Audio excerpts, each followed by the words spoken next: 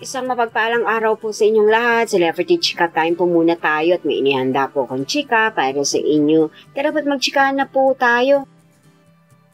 May Mendoza, pinuri ng isang staff ng Itbulaga sa pagiging mahusay na party organizer. Yes, mga maka-Celebrity Chika Time, yan po ang ichichika ko sa inyo. Nalubusin pong usap-usapan sa social media ng mga netizens, lalong-lalo na nga po ng mga followers sa supporters ni Mengay. Sino kaya itong Itbulaga staff na ito na talaga naman nga pong bilib na bilib kay Mengay? And of course, bago po tayo dumakoreani, nais ko po munang batiin mga timbahay, team abroad at mga seniors natin dyan. Shout out po sa inyong lahat at happy blessed Sunday po.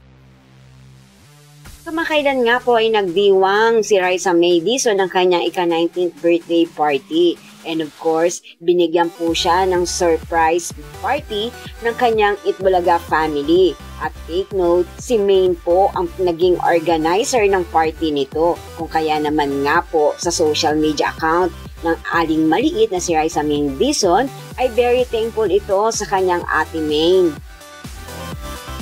At isa nga rin pong staff ng Itbulaga ang puring-puri si Mengay dahil nga po sa husay nitong maging isang party organizer. Sa pamamagitan nga po ng social media account ni Miss Jenny Ferry ay nag-post po ito ng kanilang larawan kasama ang birthday girl na si Raisa May Dizon at ang iba pang Itbulaga family.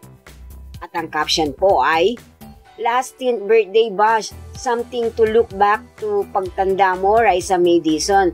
Thank you, Maine, for being an excellent party organizer. One fun night that will never happen again.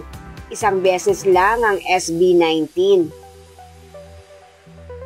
Ayan nga po, sobrang nakakataba po ng puso na ang mga staff po ng Itbulaga ay puring-puri po ang phenomenal star na si Maine Mendoza dahil sa husay po nito sa pagiging party organizer.